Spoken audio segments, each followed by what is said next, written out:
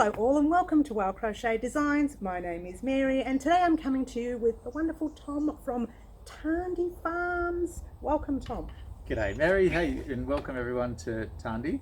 It's really lovely to have you here and to be able to share our place with so many people beyond our farm gate. It's exciting to know how many people listen to and watch to what you do, Mary. It's fantastic. Well, I didn't even know I could stay here, so that is just in itself great because I'm enjoying it. Fantastic. In fact, you may have to throw me out on Friday. No, that's get good. Out. Yeah, I'm glad you're able to relax and get out of the city. It's beautiful. It's very quiet up there, and I'm doing some silly stuff too for the cameras. Don't tell anyone, but but it's lovely up there. I'm really enjoying that peacefulness. In fact, I was assuming that there'd be really loud birds and things happening. It's quiet. It's good. We all need to kind of take a moment to reconnect to the land, I think. Yeah. It's especially over the last year where everyone's been cooped up at home. Yes. You really need that moment just to kind of be grounded and just to be at peace and watch the birds and watch the sheep eat and these sorts of things. So sheep. Yeah. We like sheep. Good. They're our best friend in this world. In our world. Exactly. They're our best friend. Exactly. Tarndie Farm. I keep calling it Tarndie to my subscribers. Yes. What is it? Is it a word that's short for? Absolutely. So it's a nice, easy way to say Tarndwarncoort, which is an Aboriginal word, and it refers to the landscape where we are here as being up and down like a bandicoot running is the shape of the hills. And so we think from that it's that bandicoots are important to the Gulidjan people before us, and so using that name sort of helps talk about the people that were here before my family were. So Tarndwarncoort is a long way to say it. Tarndie is what we've always affectionately known it as when we grew up here. So Tarndie is sort of the name that we stick with today. That's the one I like. Yeah. It's fantastic, Tom. This the farm here, is this your farm? It is, yeah. So I bought it from my parents, and my dad took it over from his father, and then him from his father, and him from his father. And him. So I'm the 6th generation of our family to be looking after the place. It's very much a custodianship. So I say I own it, but really it's sort of I'm the person in charge of it for the next lot of people that will be here. So that's right. It's a real it's a real privilege to be able to be in a place like this. So my hope is that I can leave it in a better place than I found it and make it accessible for people to take something out of it as well. And contribute to it. It's a part of our local kind of story. So yes. I'm just a custodian, I reckon. Custodian, huh? Yeah. All right, okay. A couple more questions before we get on to some subscriber questions, and they've got a few for you. They didn't leave me to rest. Good to hear. Okay, so how big is Tarndie? So in terms of acres, it's only quite small these days. It started out as about 15,000 acres. But these days it's 60. So that means that I can't farm a big enough flock of sheep here to grow all the wool that we need to produce our yarn. And so I work with my brother right next door, and he grows all of the wool, and then I buy it from him and we take it through processing. We also get a little bit of Polworth wool from some friends of ours south of Colac that have got a really beautiful Polworth stud. So it is mostly grown here, but we do get that little bit extra from our friends, and it's really great to know that the Polworth family of sheep breeders is involved in this yarn as well, because it's a yarn that started out here in the 1800s, but it sort of gathered a bit of momentum along the way. Yeah, beautiful, wonderful. And what's farming life like for you? Your farming life, not your brothers or anybody else? Yeah, it's funny. It's easy to kind of say that I'm a farmer because I live out in the country, but most of the time it's looking after people and restoring this old place and hospitality and tourism. So it's the long days, but so rewarding when you know that you can kind of make a difference to a place and that you're the one in charge, you're calling the shots. It's really great, and it's a great way to kind of release a bit of creativity as well, I think.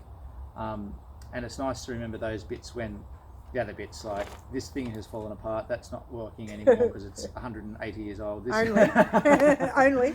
So it's a mixed bag, but I certainly am still engaged with the wool growing side with my brother. That's good. And it's you can't escape being in farm life. When you're out here. Of course not. There's always something going on. Beautiful. All right. How many sheep do you have here at your, not so much your brother's, but your farm? So he runs his sheep on my place. Oh, okay. So we've got Daisy and her henchmen as the only kind of ones that are sole sheep to this property. But with my brother, then it's 1,000 sheep. Oh, good. And then about 100 of them are naturally coloured. Yes. And the other ones are white. Okay. Beautiful. All right. Do you have any lambs being born? Firstly, that's the first question. Yeah. And do you keep them or do you sell them? Oh, okay.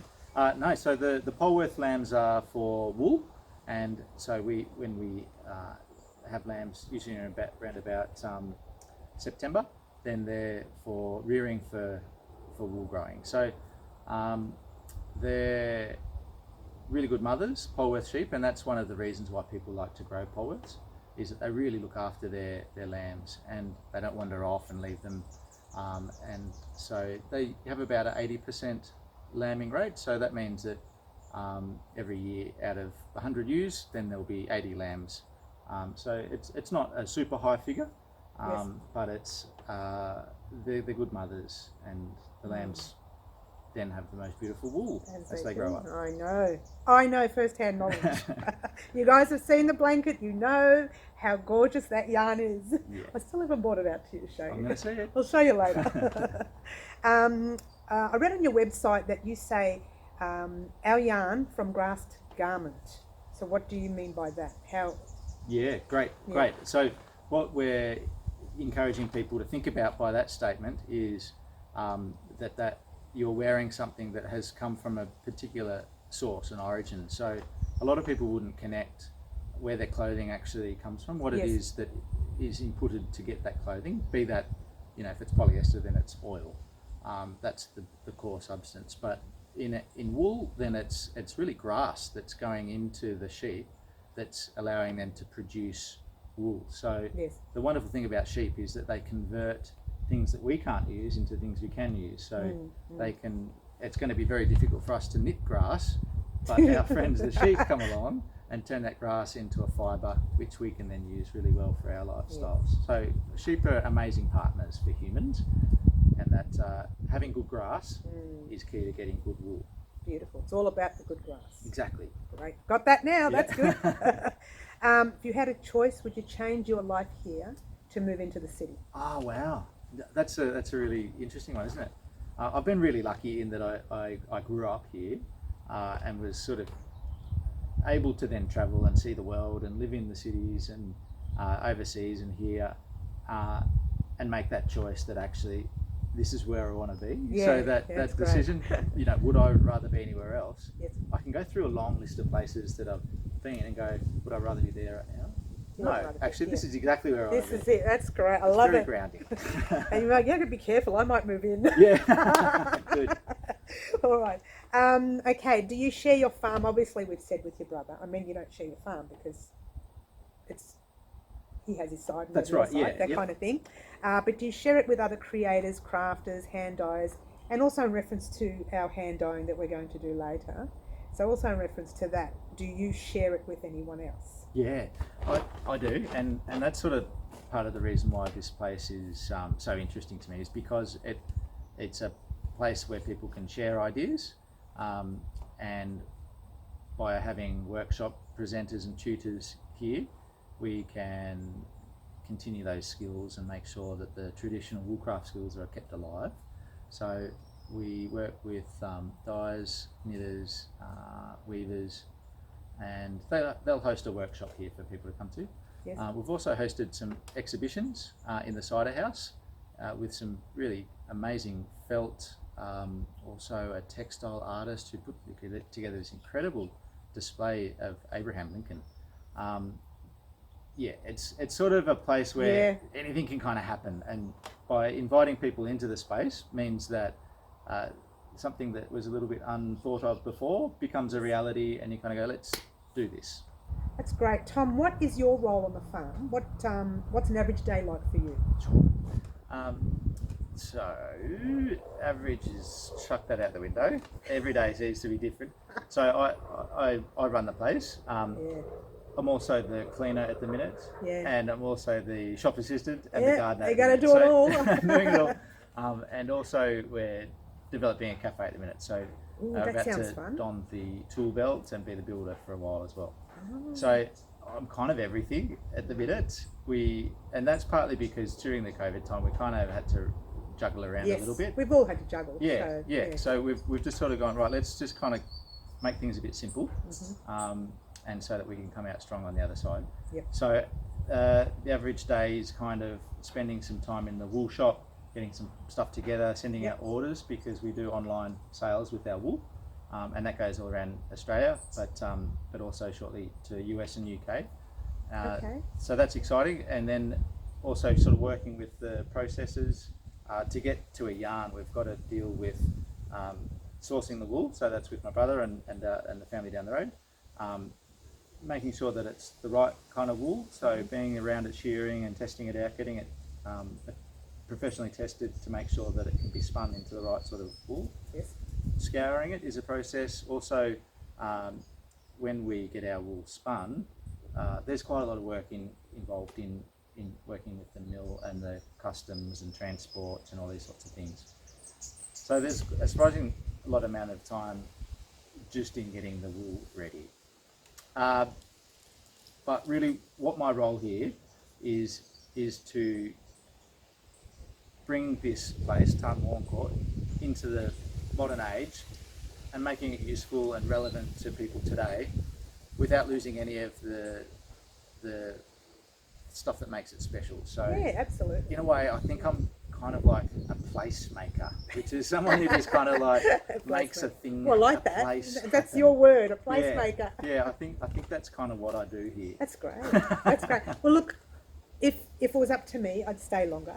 So that's what it's all about. Not a lot of stuff happening, so I can't. Yeah. But if it was up to me, I'd stay longer. And the fact that it's all the way up there, it's away from you and any noise that might happen down there's here. space, isn't there? So you've got your own space up there, and that's just. I keep going back to that, don't I? So, let's get back to this.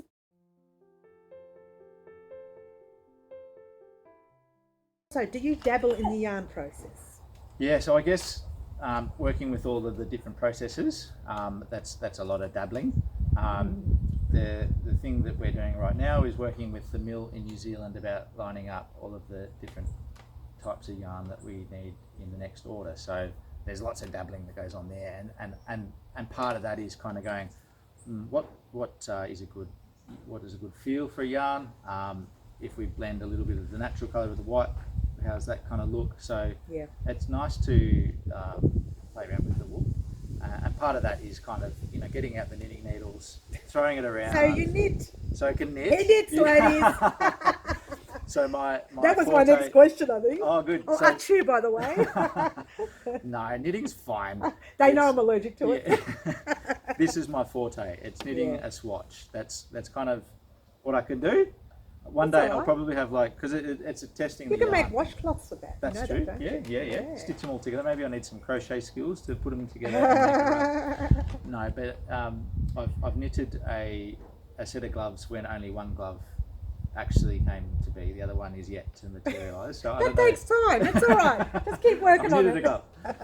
No, you know what? In grade 6 at primary school in our local town, the local CWA, which is the Country Women's Association, made all of the grade 6 kids knit a beanie. And this was at a time when the wool stockpile was in place, because weird stuff had happened and the price of wool became zero. Yeah. And so there was no wool being sold, and it was mounting up.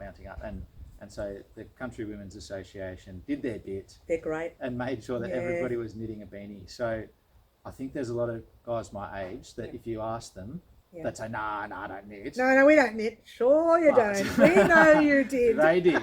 They've got that beanie still. That's classic. I didn't know that. Thanks for bringing that up. Yeah. That's I'm going to ask anyone your age now. Yeah. You knit, don't you? Tell me the truth. They've still got that beanie. They've still got their beanie. Probably still fits too. I reckon. All right, it's great.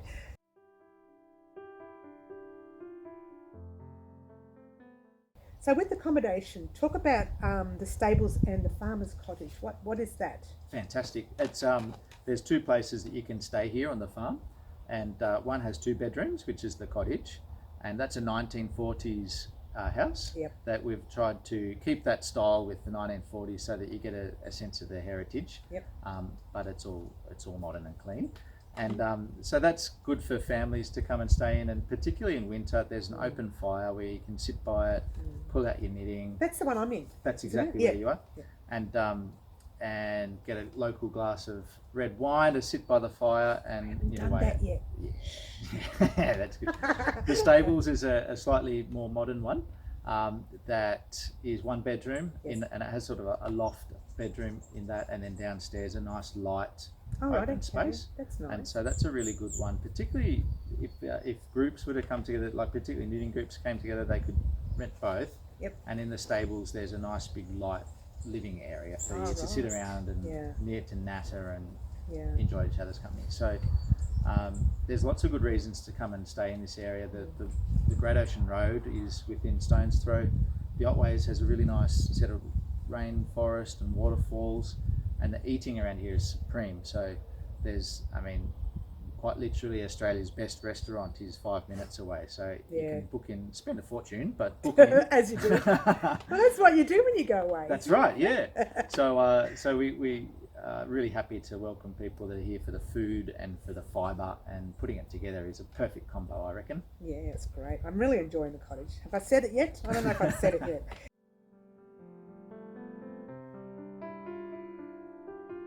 Tom, talk about the lovely, gorgeous thing that's this here. Thing, you know. She's beautiful. Here, come on. This is Safi.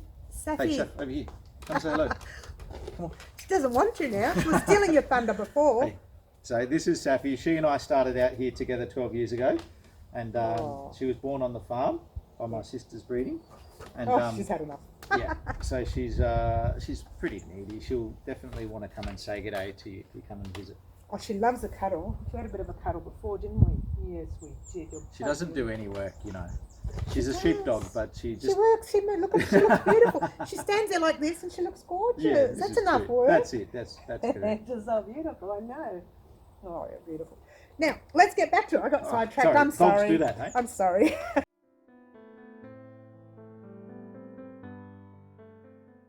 Is there a craft room on Tarndie? At Tarndie, yeah, absolutely. So we've got a wool shop right here, so people can come and visit and check out what we have currently. What you can also look online, but it's kind of nice to get in and feel it and look around. So that's open by appointment at the minute, and later on in the year we'll have the place back into regular hours, 3 days a week. Oh, that's great. Yeah, so that's in the old cider house, and it's got a lot of charm and spirit about it. Why is it called the cider house? Is there? Yeah, well, that's a thing that they used to do back here. So my forebears came from Cornwall, and one of the things they did on their farm in Cornwall was grow apples for cider. Oh, yeah. And so when they came to Australia, they were able to do that same thing. So there's an old cider press in it. Yeah. And wow. up until about 1900, we grew heaps of apples and made apple cider here. Oh, nice. Yeah.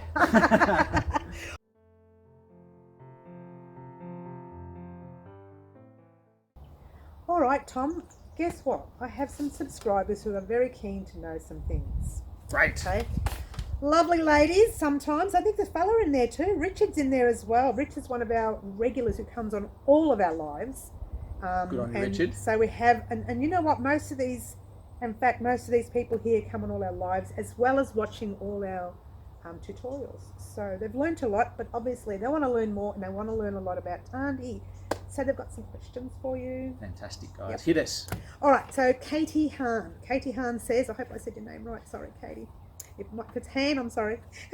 Katie asks, aside from yarn, what else do you produce on the farm, if you produce anything else? Yeah, great. We've just got a small amount of fruit that we turn into preserves here. And these are old trees that have been around forever. So the apples and mulberries. So we just do a small amount of preserves. Okay. But my brother runs a free-range egg business as well with the with the wool. So yeah. The chooks and the sheep have a bit of a healthy relationship where the chooks make the grass good, and the sheep eat the nice grass, and then we get the good wool. So it's nice. Everybody's happy. Everyone's happy. Do you make yarn other than the Polworth wool? So we've got a blend with alpaca, and we do this one in conjunction with Great Ocean Road Woolen Mill. and so it's 50% suri, 50% Polworth, and it's got a really nice softness to it that the alpaca brings, and then the Polworth holds it together so that it's a good, strong yarn. Do you also make acrylic cotton or mixture? Oh, you've talked about mixtures, but do you make cotton? No. So we just concentrate on Polworth wool. So not merino or any other kind of wool. It's the Polworth breed. So there's sort of characteristics about Polworth that make it really good for soft handling, but with a slight more bit of durability than you might find in a merino.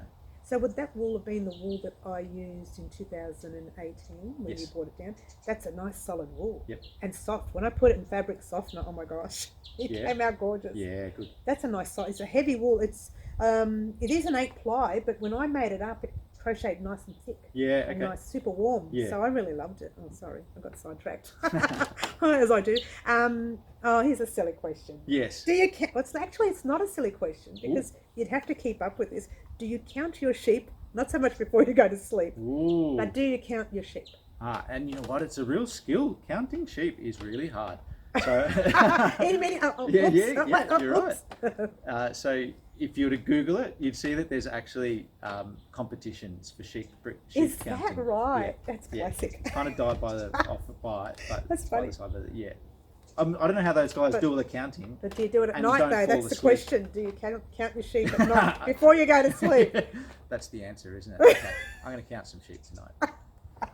All right, that's Katie's questions. Jody's from Ireland. Actually. G'day, Jody from Ireland. Jody says, how much yarn can you get from one single sheep? Great question. Yeah, so on our Polworth sheep, you can you shear off about 3.5 kilograms of greasy wool.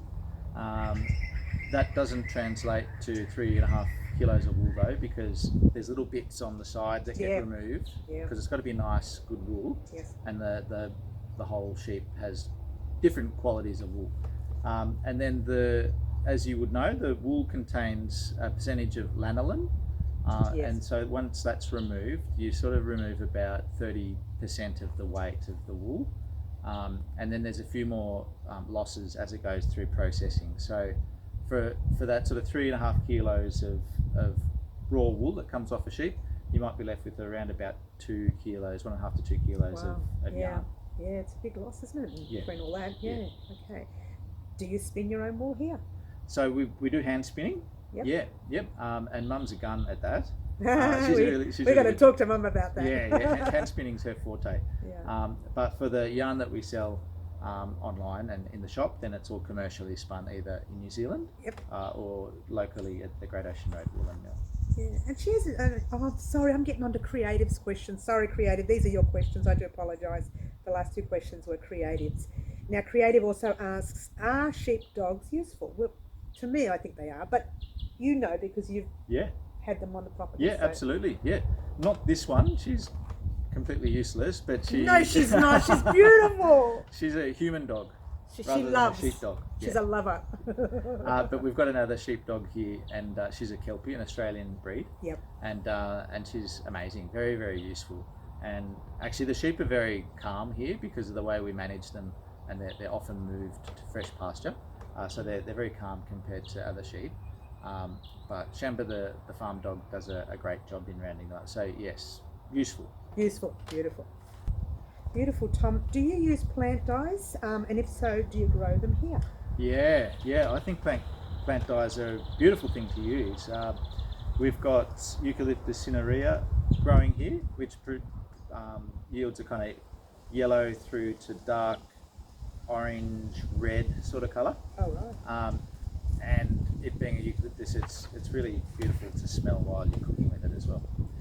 We're growing Japanese indigo here, and they're the 2 main ones, but we also can pick from the farm some native cherry, cherry ballard, which is a yellow to greeny kind of one. They're all fantastic dyes that have sort of consistent and seem to be quite colour fast that we enjoy working with. Yeah. And there's a range of other things that you can use, but they're all kind of that green to beige to grey, brown sort of thing that that exciting. But these other ones I think have got a good colour about them. That's so you lovely. do use the them, but you also use the other dye that we are going to produce later. That's right, yeah. So it's you can't get everything that you need out of the plant dyes, and to be fair, it's really labour intensive, and not everyone wants to pay for that. So no, that's correct. So that's certainly why we have the chemical dyes, and working with the Melbourne company gives us the confidence that it meets all the kind of environmental credentials that we expect these days as well. As much as I love working with chemicals, it's the kind of the okay choice. Beautiful. All right. That question there was from Claptrap, one of our other subscribers, and Claptrap also wants to know: do you sell roving for spinning? Sure, Claptrap. Yes, we get it processed in Bacchus Marsh here in Victoria, and we have it in a range of natural colours, and some of it mixed with silk. So it's really good for felting as well if you're into that. But yeah, it's called tops rather than roving. Oh, tops. Yeah, well, it's interchangeable, but ours they're kind of wide. Yeah. The top. Yeah. Beautiful. Now let's get on to Franca. She's got 6 questions. Good on you, Franca. Don't mess with Franca. Do you shear sheep? If so, how often? Do you personally do it? Oh, personally, no. No. It's a real skill, huh? You got to practice forever to get that right. Yeah. So we get a contractor in, and Yes. this guy has been, his family's been doing it for 3 generations here, so Terrific. he's part of the Yeah. furniture. And some of those shearers with the contracting team come from New Zealand, so it's always great having the Kiwis in the shed. And also last year from Scotland. So the shearers kind of move around a lot. Wow, that's great. It's kind of really cool, but it's hard work. It's a really good time of the year. Yeah. We do it in end of February, March, so we've just finished. Right. And it's kind of great when everyone kind of gets into the shed and works really hard to Yes. get the job done, and it's fun. Beautiful. Do you have a favourite sheep? Do I need to ask? Daisy. Daisy? She's the coolest. Are we going to sheep. check Daisy out later? Yeah. Hey. She was raised by some pretty bolshy women, really strong women, and so she's full of attitude. Oh, I And love she's her already. fantastic. She runs with 2 henchmen. They always flank her. She's a grey black kind of one, and she's got 2 white sheep that just sort of stand Is behind that her. right? Yeah. That's funny. I didn't even know that's the thing. Oh, you're making that up, aren't you? True. You'll see her. We'll check her out later. Do you use man-made products? Oh, we kind of covered this, or do you make your own plants? We kind of covered part of it. Do you do both hand dyeing sessions here? Yes. Yeah. Yarn dyeing sessions. Yarn dyeing. That's Yeah. right. So using the landscape dyes, but also I really like working with the Eucalyptus cinerea. So we can pick that. It's growing next to the stables, so it's kind of a nice part of the experience. You go pick the leaves, boil it up. The next day, you're seeing all the colour come out of it. Beautiful. And I think you mentioned this earlier, by the way, Frank. I think you did. Do you ship to the UK? You said you may ship to the UK in the future. That's right. Yeah, we've just set up shipping. Unfortunately, Australia's got some pretty high rates for shipping, so Yep.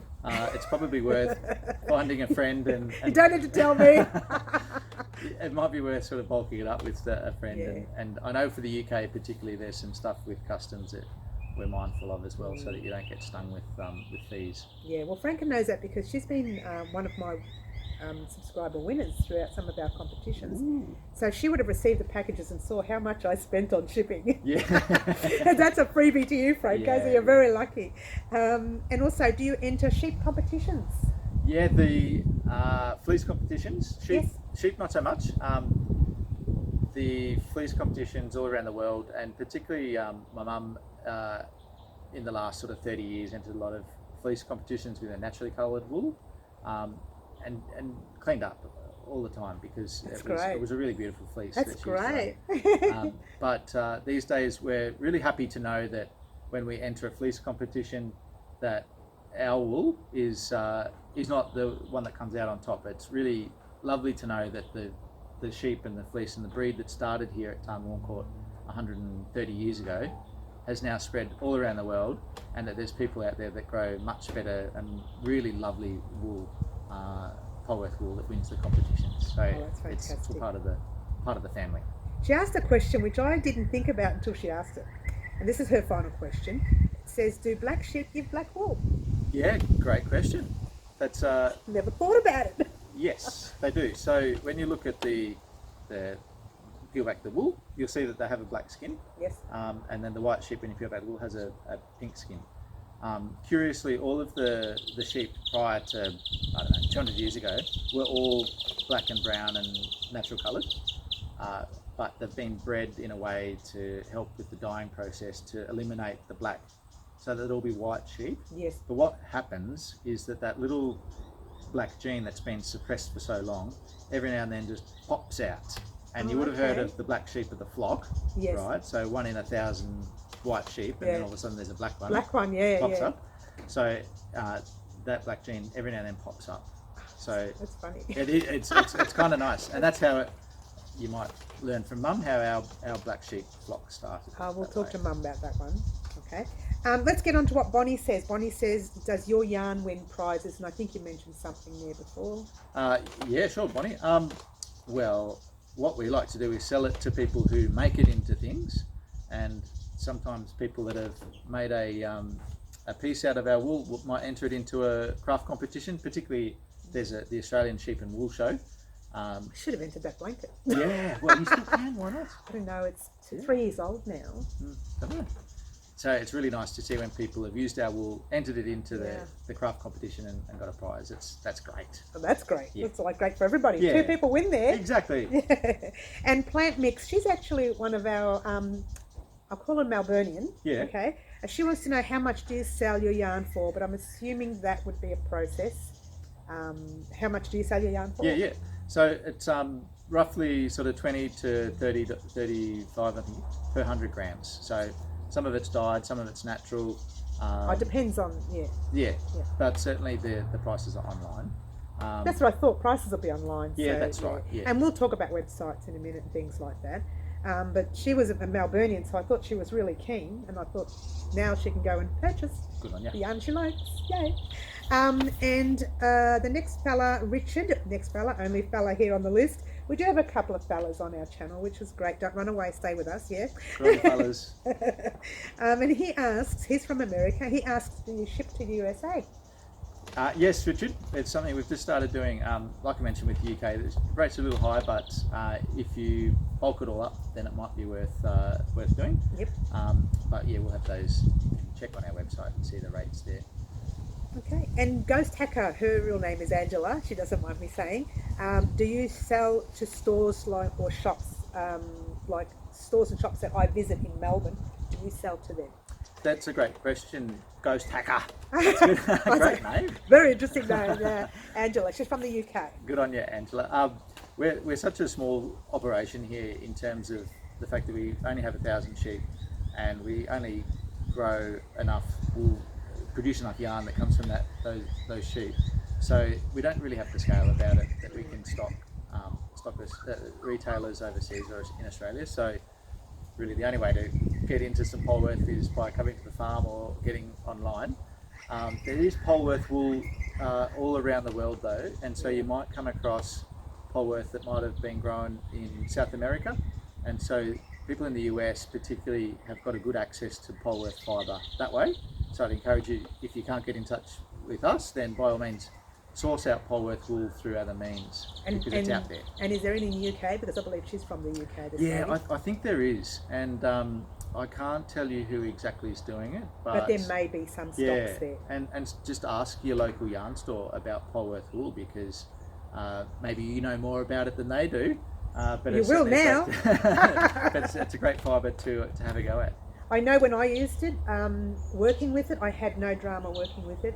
And when I was using it, I thought, oh gee, it feels so soft. And then I thought to myself, what's going to happen if I put fabric softener in it as well, or a wool wash, and it was just as soft.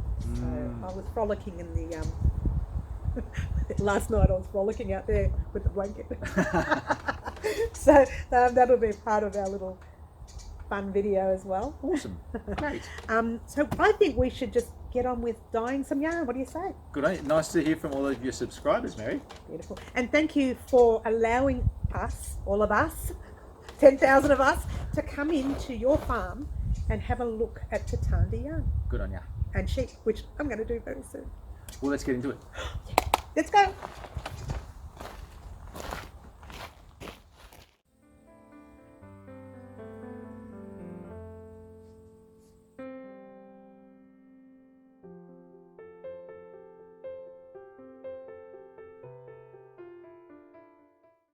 Mary, thanks for stepping into the workshop zone here. Thank What you. we're going to do is dye up some of our Polwarth wool so that you can take away a little bit of the fibre of the place and the colour of the place. We had a little chat earlier and thought what would be a nice thing to dye, what sort of colourway. And at the time we were sitting in the smell of a nice kumquat tree just down here. And we thought, hey, why don't we just pick out the colours of the kumquat tree? Yep. So today what we're going to do is start with 3 of those colours that we worked out would be a nice combination and dye them using landscape dyes. So this is a Melbourne-based dye company, Yes. and they have a range of different colours that are really easy to use. So easy that even I can do it, and that's what I'm going to show you to do today. Beautiful. So we're using our 8-ply wool. Yes. It's undyed, Mhm. and I've tied it up in a way so that it's good to put into a dye vat and it's not going to get all messy. Being wool and not being superwash treated, it's important to kind of keep the temperature the same. So first of all I'm going to get the dye ready, then we'll put the wool in. So bear with me. Beautiful. First step is to get the dye into the water. So we're pretty comfortable with masks these days, but I'm just going to whack this one on for a tick. Actually, I should tell you that this dye goes 1 pot. It's about $12. Does about a kilo of fibre of wool, and so we're just going to weigh out enough for our 50-gram ball that we're going to put in. First up is citrus. Yes. That's the name of the thing. We're trying to copy a kumquat, which is clearly a citrus. So I'll just weigh out 5 grams. Mm-hmm. Oh, you've got your scales on your phone. No, it's just a little one. It's our little scales. Little scales.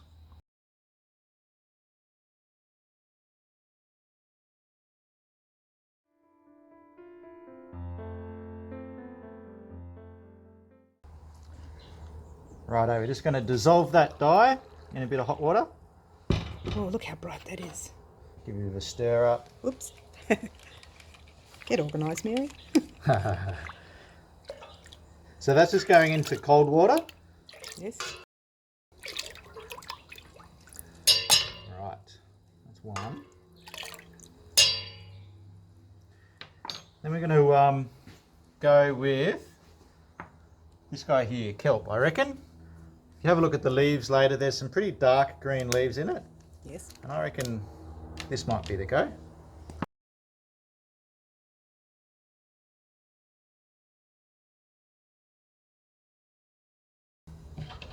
Righto. Again, 5 grams to go with our 50-gram ball of Polwarth 8-ply. Polwarth, yes. Polwarth. Explain Polwarth to me just quickly. Polwarth? Oh, that's a story in itself, isn't it? Yes. So Polwarth is the name of our sheep. Yes. It's a breed of sheep that has a nice long story and connection to this very farm. Yes. And today it's the breed of sheep that we work with to get our yarn. So Polwarth is a type of fibre, you could say. Yes. Similar to a merino, it's quite fine. Merino, yes. Soft, good for next to skin stuff. Mm-hmm.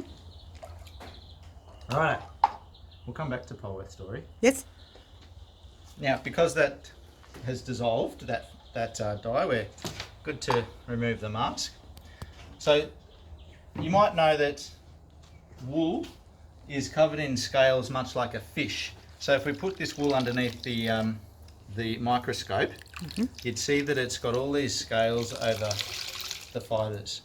And that's really beneficial when the wool is spun together. They interlock and that makes it strong. What it also means is that if you were to agitate the wool in water and soap and heat, then it's going to create a shock in the wool and it will felt. So we're taking wool out of cold water and putting it in the same temperature so that it doesn't shock the wool. Oh, very nice. There we go. It's possibly a bit darker than It's a bit darker. anticipated. Doesn't matter. It still looks great. some sort of kumquat. Yeah. So this wool's been soaking for a little while because we want the water to really get into the fibre to open it up. I'll put a little bit of washing up liquid in there as well, just to open the fibres so that they receive the dye nicely. And is that any detergents? Yeah, this is just like Morning Fresh. Oh, I love Morning Fresh. This is why it's important to put lots of ties into your skein. Yes. So that it doesn't get tangled up. So I put a few ties in there. This is our little citrus number. Oh, look how pretty that colour is. Wow. Pretty bright. Oh, yeah. I love my brights. It's all right. There we go. Sure, our subscribers will find this intriguing. So that's cold water. It's just swimming around, moving it about so that all of the dye has a chance to connect to the fibre. Yes. And it makes it nice and even. There's plenty of room in there for the yarn to swim. Same with our guy here. It's I might have overcooked the dye in this, but we'll see what happens. So that's now on heat, Right. and that'll get up to about 90 degrees, and we'll just keep it there for a short period.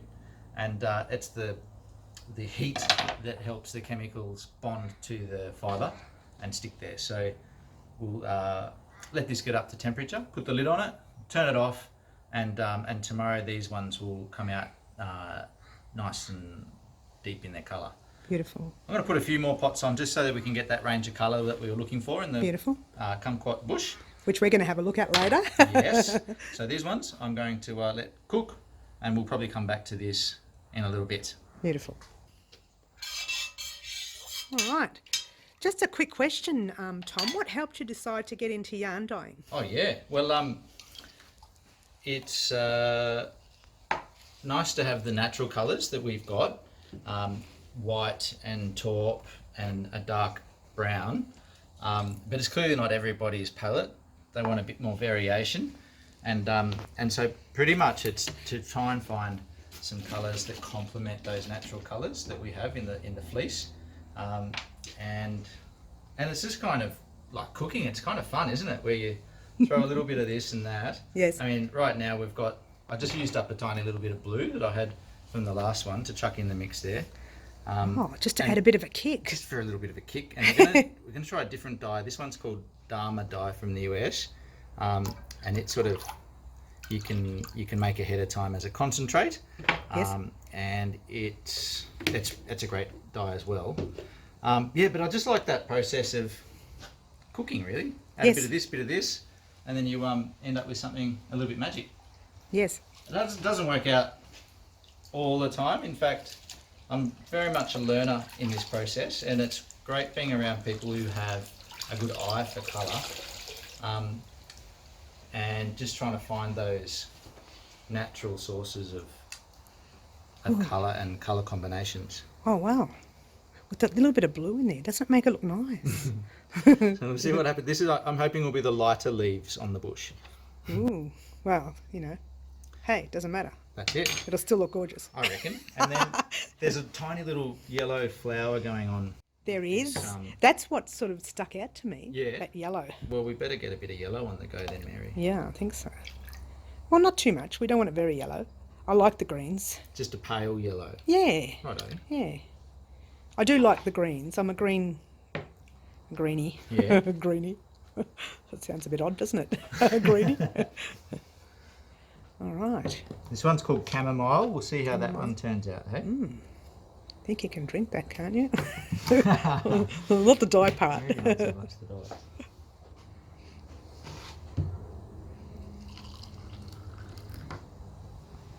Okay. So can you create these colours earlier, the way you're doing now, or does it have to be created while you're doing? No, actually you can. You can dissolve the dye and store it so that you can just Use it when you need it. Yeah, you can just sort of slosh it about when you need it.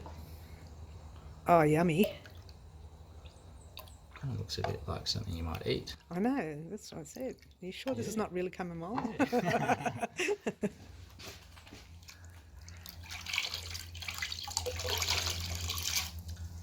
Beautiful. All right. Oh, wow. Oh, yeah, pale. Yes, very nice. It doesn't get too dark. So I'm getting excited already. It's not even made yet. So I've got this in just a little pan that you Yes. might even find at home. Yes. The trick is not to use it for cooking once you've used it for dyeing. Of course. At the end of the day. But it shows you that you don't need heaps of gear to be able to dye. Correct. Maybe just a bit of space Yes. and a bit of heat. And these little heat things you have, they're gas? Yeah, that's that right. correct? So these are just the butane ones that you can get from the department store. Bunnings and the like. And they just have one of those sort of little guys there. All right. So that way you can do it outside. Oh, it's great outside. Yeah. God, the weather's fantastic too. Yeah, exactly. Not too hot, not too cold. Exactly. So again, these ones are just going to get up to 90 degrees and we'll park them off and pull them out tomorrow. Beautiful. Tom, just one more question. Who decides on the yarn colours for your yarn? Yeah. I guess it all rests with me at the minute, but when we started out with the commercial colours, we got some help with a Melbourne indie dyer, Bryony Mannering. She goes by Bryony as a yarn artist. Yes. And she did some great work in getting around the site here, picking out some of the colours that are particular to this location, some of the rocks, the trees, even the front door knocker, and just picking out some of those colours and worked out that they would suit nicely with the existing natural colours, those whites and creams and browns. Yes. And so that's how we came about with that original range of colours, the Origins ones. So yeah, it's very much a matter of seeing what people like, taking feedback from people. They might say, look, I really love purple. Yeah, okay, it's not my colour, I'll do that, and that'd be great. So yeah, bit of feedback, listening to people, looking around, but the ones that we really want to try and champion are the ones that come from this place here, those local colours. Beautiful. So some of those colours, we've got, we're standing outside the cider house here. So cider house red comes from the stone that's literally dug up 2 kilometres away to build the building where the wool shop is now housed. It's a really earthy red, almost brown, and so it's a really nice one for even for a whole jumper. Great. Basalt refers to the blue stone that the house is made out of. That's in from the ground beneath us. And then also we've got verdigris from, as I mentioned, the front door knocker. Verdigris is that process of when brass oxidizes over time, it has this kind of blue-green sort of thing going on, but it's a really, really luxe colour. Persimmon is this tree right here. Beautiful. When the possums don't eat the fruit, is all the leaves fall off, but the fruit remains attached to the tree, and they're like golden orange lanterns, and it's really stunning. But that's the persimmon. Then we look at things like China blue, which is the fragments that we get out of the ground when we're digging. And I know there's one or two. Char that's a good reference to the people that were here before my family. Yes. And so the Gulidjan are the traditional owners of this land. And we know that for a long, long time, there's been people living on this area, have been sourcing food and been important to them. And so that idea of the campfires that have been here for such a long time, we sort of box up into that idea of the char colour. And we bring out a few more here and there. We've got the terracotta rose, Yes. which is kind of looking at the back garden here. There's lots of terracotta. And then lime mortar refers to the, in between each stone and brick of this building is this lime mortar. It's the glue that holds it all together, really. And this colour, the lime mortar, I reckon does the same thing with a lot of other colours. It's sort of kind of lighting. It's not a jump out kind of colour, but it works really well in complement and complements other colours nicely. So there's a story behind all of the colours, and I could go on, but that's the nice thing about having a small range, is that we can really, I don't know, get intimate with the colours and make a real connection to the place. And so where do you think this will take you, Tom? Oh yeah, so today we're doing this little workshop, but it's workshops have been something that we've been doing here for I don't know, 30 years or something, and I've just been sort of surrounded by woolcraft all of that time, largely just by osmosis, picking it up. And so I realise that it's a really kind of cool thing to do, and there's some traditions there that if we maintain them and hold on to them, we're in a good position to be able to be so self-reliant. So the idea of teaching people some essential skills in woolcraft is really a really strong belief for me.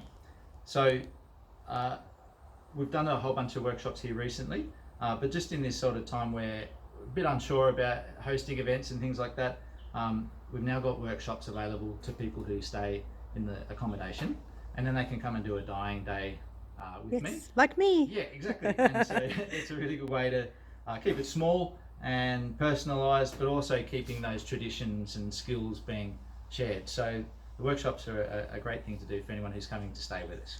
That's great, because I'm here for a few days and I'm loving it so far. I'm loving the peace and quiet too. Yeah, exactly. But this is a thrill. I'm really looking forward to seeing what the outcome will be with this. And this is, guys, is what you will find when you come here at Tarndie Farm. Lots of fun hand dyeing and a lovely stay in the cottages.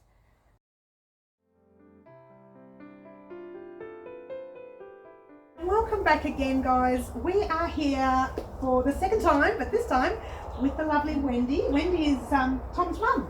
Yes, I am. Yay! Almost called her mum this morning. I thought better not do that. Welcome. You should be saying welcome. I should be saying welcome because you're on our channel. Oh, Mary, it's such a pleasure to have you here. I know. I'm lovely to talk to you. So happy to be here. I've been very happy over in the cottage. Good. Yes. Oh, look, I recommend it. If you want quiet, that's the place to go. It's around my sheep. It's funny because while I was over there, I was thinking late last night, oh, it's just too quiet for me. But then I realised I'm just so used to that noisy life. And where I live, you've got I'm about 6 or 7 minutes from Tarndwarncoort Airport. Lots of noise in the air. Planes, and you hear the traffic from the freeway. Oh, yes. And I just, halfway through things over there, say 2 in the afternoon, I'm like, oh, I never sleep in the afternoon. So it's beautiful up there. Oh, I'm so pleased, Mary. When it comes to quiet, that's the place to go, guys. Heads up. All right, let's get down to business. Wendy, talk to me about some of the history of Tarndie and Tarndie yarn. Yes, Mary, it all starts way back. I've always had an absolute passion for wool and for sheep. And when I was very young, I always had pet lambs. I even dressed them up in old baby clothes. So my whole life has been surrounded by sheep, really. So I have a passion for wool. So I travelled a lot overseas and came back, and I eventually married Dave, who is at Tarndwarncoort. I met Dave. And of course, and of course, Tarndwarncourt's all about wool. It's all about sheep. And that is where Dave's ancestors, Dave's great-grandfather Richard, developed the Polworth sheep, which is Australia's first breed of sheep. And it's named after our electorate of Polworth. I hadn't realised at the time, but it's a perfect wool for hand spinning. Right. Oh, that was interesting to know, guys. Perfect wool for hand spinning. I like that. We've got quite a few spinners actually that may be interested in that, so that's a good thing to know. Yes. I didn't put this down as a question, but you just said that you travelled everywhere. So you would have an idea of the difference between wool and sheep from different countries? Different parts of the world. Yeah. Yes. Well, before I married Dave, it wasn't quite so much about wool. It was just exploring the world. Yep. But after I married Dave and I developed the Polworth coloured wool, we went on world congresses every 5 years, and I travelled to New Zealand, to America, to the UK, even to Brazil, and the last one was in Italy, and the one before that was in France. So it meant I meet a lot of like-minded people from all over the world, and of course that when I was selling wool, that introduced me into people that wanted to buy wool. And I remember in Oregon, in Eugene in Oregon, I went for the Congress there, and I went up to Canada as well, and met Francine from Winnipeg, and she has a very big wool business over there, and that led me into selling a lot of wool into Canada. Beautiful. What? And the same thing happened when I went into the UK, because I met Mizumi from Japan, and she did like-minded things in Japan, and I sent bales and bales of wool over to Japan as well. Both those countries are, because they are cold and they need wool, but they can't breed sheep because it's too cold and not enough room. So it's perfect combination of Australia working in with other countries that need our products. What helped you decide to get into dyeing yarn? Well, Mary, I had my natural coloured sheep because the whole idea to sell wool to hand spinners was the fact that you didn't have to dye it because it came into a lot of different natural colours. But then people wanted a little bit of colour. So I started with natural dyeing, and we boiled up gum leaves and onion skins and all the things that and I used to have workshops here so that people could know how to dye their own yarn and develop their own colours. So roughly how long ago was the workshop? That would have been about 15 years ago, I suppose. That's not too bad. I was thinking longer, that's good. Probably, maybe longer. Yeah, it was quite a while ago anyway. Doesn't matter. Okay. Do you crochet or knit or craft? Mary, I have got to admit to you, and this is a terrible thing to admit to a crocheter, I have never crocheted, but I'm a knitter. True. But predominantly I am a hand spinner. I love hand spinning. It's so recreational. You sit there and you have something that's useless, and then you turn it into a yarn, and then you can you can even crochet with it. Okay, I'll accept that one.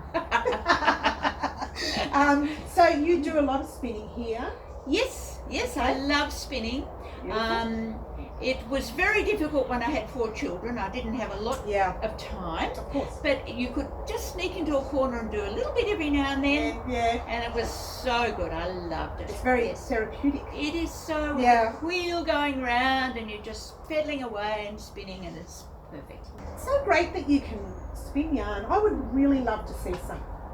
Oh, look, it's just so relaxing. I'd love to. I wish you had more time here, Mary, and I'd sit you down in front of a wheel and I would teach you how to spin. Oh, time. I'm sorry. I love it. And you know, I was saying to Tom, he may have to throw me out on Friday. Oh, because Mary. I'm loving it so much. But you know what? I'd love to have a look at some of the yarn that you've already spun. Yes, of course. Yes. Let's go and have a look.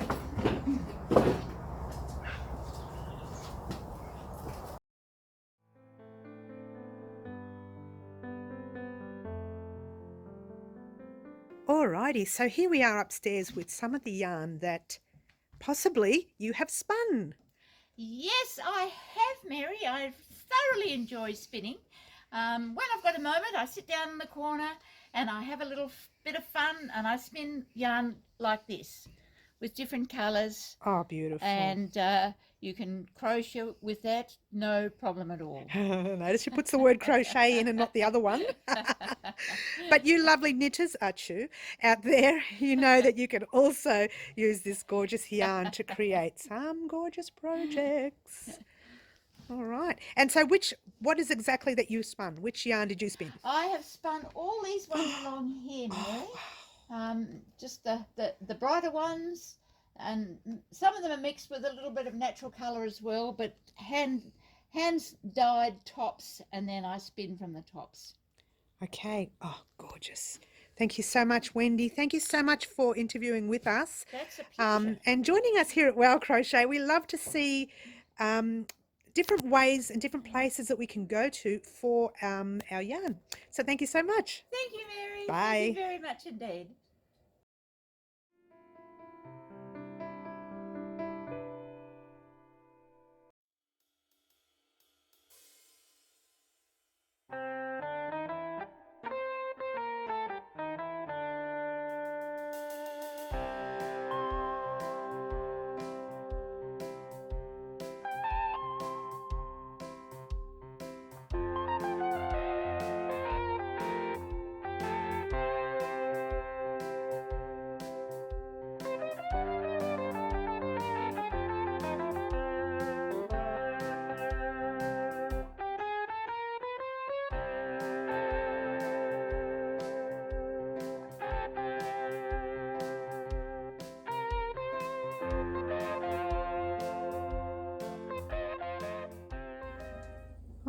righty, look at this.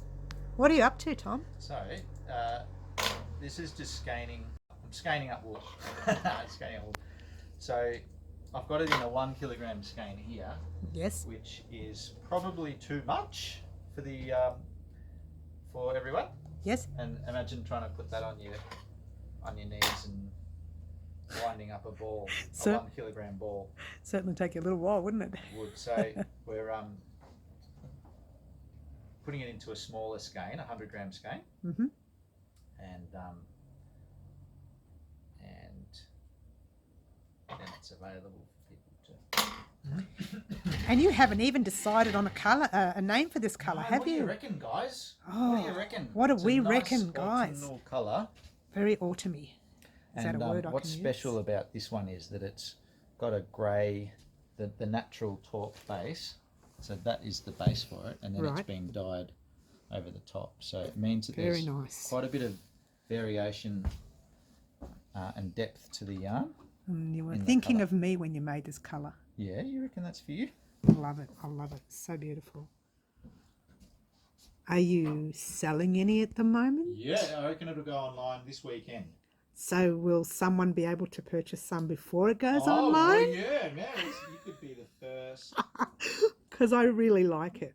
I really, really... But that's saying nothing, really. Because I like all of Tarndie yarn. Hey. Oh, look at that. How cool is that? Okay. Oh, so it's all automatically. Oh, Yeah, look so we at can that. speed it up and woo! And we've got a little Check that counter out. here that tells us when we get to 100 grams. Oh, that's cool. So you 100 grams everything, or is there other sizes that you use? Mostly 100 grams, that's right. Okay.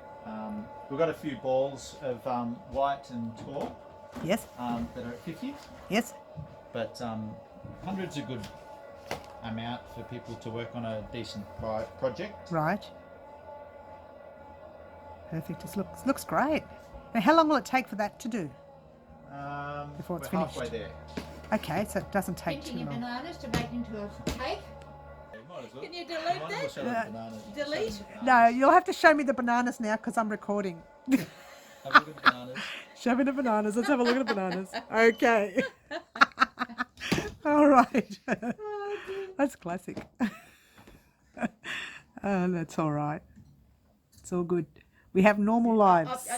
I'm here to say goodbye, but I don't want to go on the screen. Oh, come on. We'll just say goodbye. Say bye-bye. Oh, bye-bye. Bye, Bye-bye, bye, Mary. Wendy. Lovely to see you. Thank We'll you see for you letting me next stay. Happy Bye. days. Happy crocheting. Thank you. All right. So now it's all stopped. What happens now, Tom? So I've just tied it off, Yes. and then it's 100 grams of lovely wool there, about 180 metres in the 8 ply. Yes, Give it a roughly. bit of a twist it up, put it into a nice skein. And we use our legs to do that too, do we? Yeah, exactly.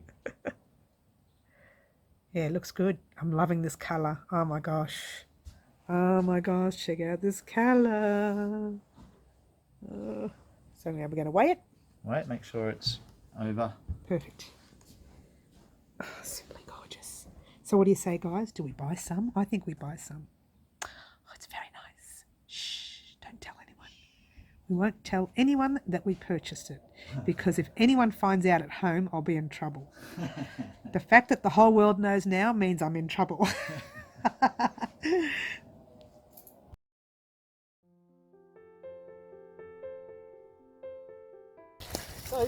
Here we go. Oh, there's the two fellas you were talking about. There's the huntsman. Oh, that's funny as. Hello. Hello, Dave. Hello. There you go. Look at you. You like a little bit of oats. Hello. Hey, say hello. Hello. So beautiful. You're so beautiful. And you're happy. Look at you. Hello. Came right up to the camera to say hello to everyone, did you?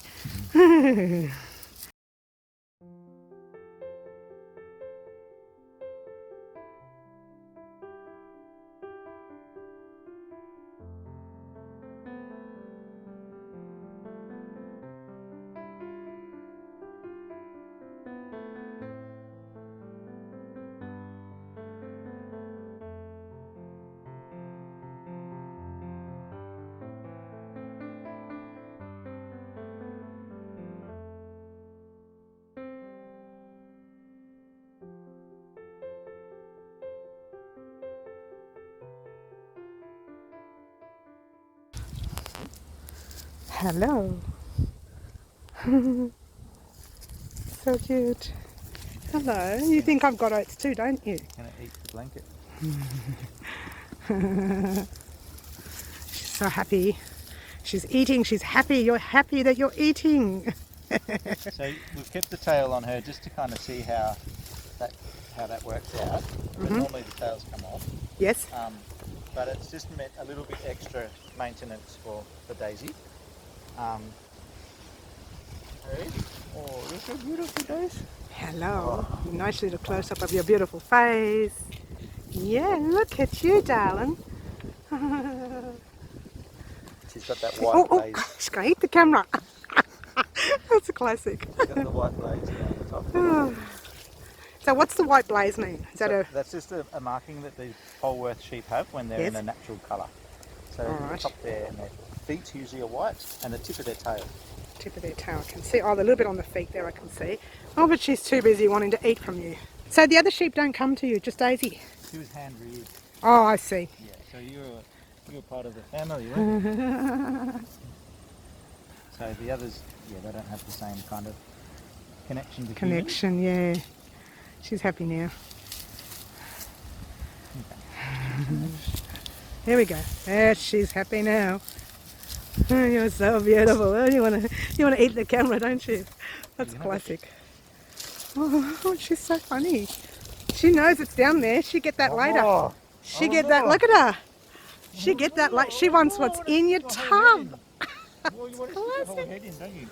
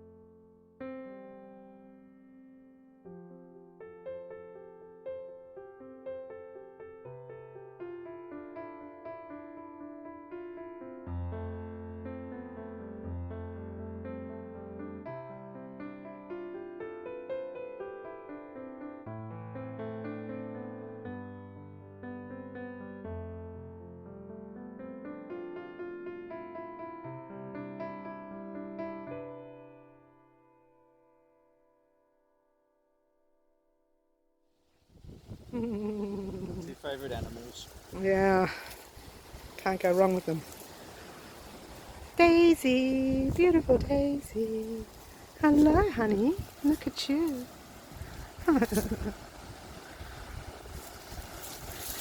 So when you say hand reared, how old was she when you... So her mum died at birth. Yes. And so we collected her out of the paddock and then raised her by hand.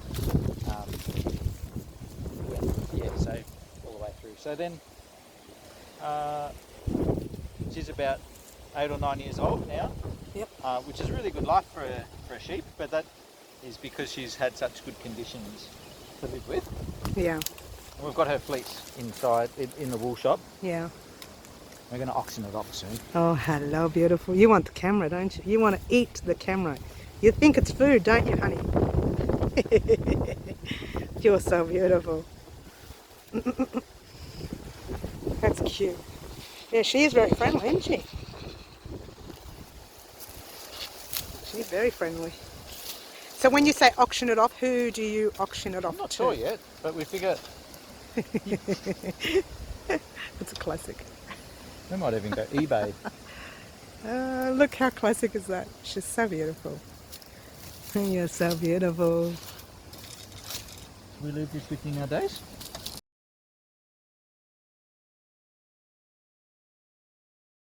There we go, so that's the natural cream. That kind of, you know, there's the flowers going on. Beautiful. Here's the centre of the little flowers. Oh, that's fantastic. There's a little yellow in that, isn't there? Look at that. Oh, I'm loving it, Tom. It's looking gorgeous. I think I didn't quite get this one right, but let's just pretend that the fruit has kind of somewhere between the yellows and the... Well, actually, you can get away with this being I the think fruit so, as well. actually, yeah. You know, you can. Have a that look. one started to rot. Maybe that's closer. Oh, we're getting there. So maybe to the side. This is the dark That dark I can handle. That looks gorgeous. The dark. Actually, that's a really good look. Dark unripe fruit. Yep. Beautiful. And how much is this all together? How many skeins is that, or how many grams is that? Sorry. We've got 50 grams in each skein. Okay. Okay. And then I just sort of tried to muck around with the green. Didn't really get there, but there's a couple of different shades of green that we That's could say all is a right. leaf. It's a bit blue, that one, isn't it? What I really liked about the trees, from where I was sitting, it looked very yellow, like very golden. Isn't it? It was very golden. Let me get a... Oh, it's not too bad. Let's go back. Let's go back. Oh, come on, Tom. That's Sort of. not bad. Yeah. Yay, well done. Tom, before you go, Yes. just let us know quickly, where can our subscribers find you? Yeah, that's a great idea. Well, you can find me right here in the courtyard at Tarndwarncoort. Right there, Right in that here, spot there, next to the dog. next to the dog. And if you can't visit us right here, we encourage you to come and check out our website, where there's information, but also we have our online store where you can see all the products that we have available. So that's at tarndie.com. So TARNDIE.com. And also you can visit us on our Instagram and Facebook pages at Tarndie, TARNDIE. And we hope to see you maybe even at an event. If you're in Australia, you might get along to the Bendigo Australian Sheep and Wool Show, or at the Coburg Markets in May. Yes. And Gee, I wonder who's going to be there. you. I wonder who's going to be there. And we look forward to seeing you sometime wherever. Beautiful. Thank you so much, Tom, for allowing me to come in to Tarndie Farm and do this interview with you. Oh, it's lovely meeting you, Mary, and it'd be nice to meet all your people one day. All right, thank you. Bye. So what can I say? There you go, guys. That was it. Now, I've got to say, I was just blown away by the whole thing. The farm, the sheep, Sappy the dog, Tom, obviously not in that order, Wendy, Mum, the dad, everybody was just blown away by everything. It was a beautiful stay at Tarndie Farm. And I have to say, I know you don't want to hear all this because I'll be doing all this in my vlog on Monday. We are having our first Thursday of the month on Monday, so I'll explain all that on Monday. Let's get down to the nitty gritty that you've all been waiting for, and that is the promotional giveaway. You have been waiting for that. I know you have, because I'm watching and I'm watching you, and you're going, hurry up, woman, stop talking. Let's get on with it. All right. So after the interview, I hopped into the car, drove off. I get a lovely email from Tom, and it went something like this. Well, it still went like this. I want to make it sound exciting. All right. Great to work with you on the project. What? Of course it was. We had a lot of fun. We all did, even Daisy the sheep. He says, I'd like to offer your subscribers a chance to get involved with some of our yarn as well. What? Of course you would. Why wouldn't you? It's the best yarn ever. I mean, I love, love, love. And as you know, guys, there's the blanket. There it is. You know the blanket. You've seen it. If you are joining us new, that is the Tarndie yarn in that blanket. That's all Tarndie yarn, okay? So he says, I'm sorry, did I get sidetracked? He says, for anyone that will make a purchase using the campaign promo code, which I'm about to give you, they'll go into the draw to win a gift pack that includes the yarn that we dyed. You saw the yarn that we dyed in the interview. If you didn't, this is it, right there. What? You will win this yarn, all gorgeous yarns. And look at that, inspired by the kumquat plant in his farm, or on his farm, right behind him where he was sitting during the interview. Absolutely, right behind him. Well, we didn't plan that, that just happened. And, oh, I haven't finished yet, there's more. So he says, I'll go into the draw to win that prize. Plus, there is a plus. I love the plus bit because it means more people will enter because they know they can get a discount. And what's the discount, I hear you ask? Get this. Are we ready? It says, if you use a promo code, you will get 20% off yarn and crochet pattern books. What? I know, right? So you're getting a discount, plus you're going into the draw to win that yarn. And Tom has said that anyone in Australia, New Zealand, USA, Canada, UK, Europe, Japan, China, Hong Kong, Singapore, and South Korea can enter the giveaway. That's a lot of places. So you guys, if you're living in those places, you can enter this giveaway. What? You're going to love it. And I tell you what, you're going to love their yarn. I've used it more often than I can imagine, and mostly obviously in that blanket, sometimes for smaller things like beanies and so on, but for that blanket was just, that's what drew me to Tarndie Farm, because that blanket just came out gorgeously soft. And I love, you know what, if I'd known about the sheep in the first place, I'd know why that blanket came out beautiful. You know now by watching the interview why the blanket came out as gorgeous as it did and as soft as it did, because those sheep are just to die for. Oh, did I say that out loud? All right, so let's get on with the giveaway details. Are you excited? I am. All right, here we go. It says you need to go to www.tarndie.com/online shop, okay, /, and you need to use the promo code, capital letters, WOW crochet, WOW, it's all up there, crochet, CROCHET. If you can't understand it here, it will be in the description box down below. There's no way you can miss this giveaway. No way. I'm just, see the smile? I just can't help myself. You get 20% off the yarn crochet pattern books, plus you get into the draw to win our gorgeous yarn that we created at Tarndie, that you saw in the interview. Okay, you saw us making that yarn. Okay, that's the one. All right, now the offer started yesterday. It started on the 12th. I'm sorry, let's try this again. It started 12 midday, Friday the 5th of March. It goes all the way into Wednesday the 17th of March, midday. Midday meaning 12 o'clock, Melbourne, Australia time if you're overseas. Okay, so you have plenty of time to enter, and I believe 17th of March is St. Paddy's Day. So there you go, St. Patrick's Day. It finishes on St. Patrick's Day, so there you go. So it starts on the 5th of March. It goes way into the 17th of March. Head over to Tarndie website there with all the details up the top and down below in the description box. Purchase some yarn, go into the entry for that giveaway. And not just that, guys, really, I cannot stress this enough. That yarn is to die for. It's super soft. It really is gorgeous.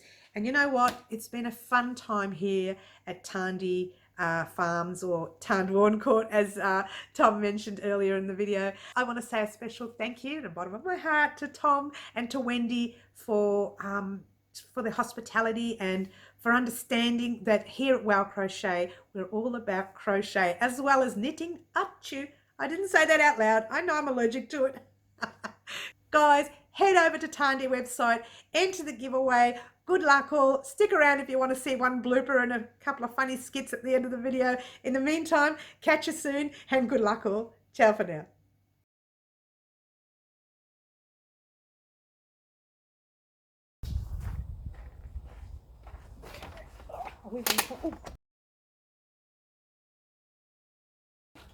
I just broke it, my big fat derriere. There.